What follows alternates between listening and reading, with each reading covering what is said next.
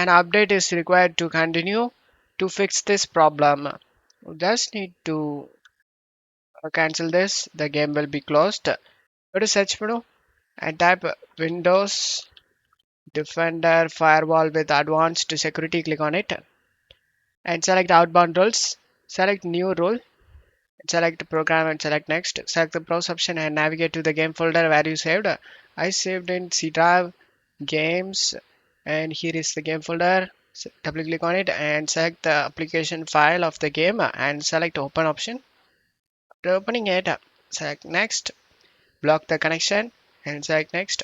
Check mark all these and select next and name it as block update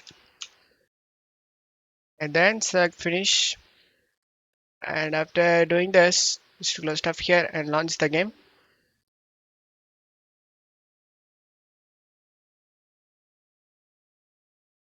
And now the game opens up without having any problem, as you can see. And you will never face any game related problem, guys. Don't forget to leave a like, guys. Thank you.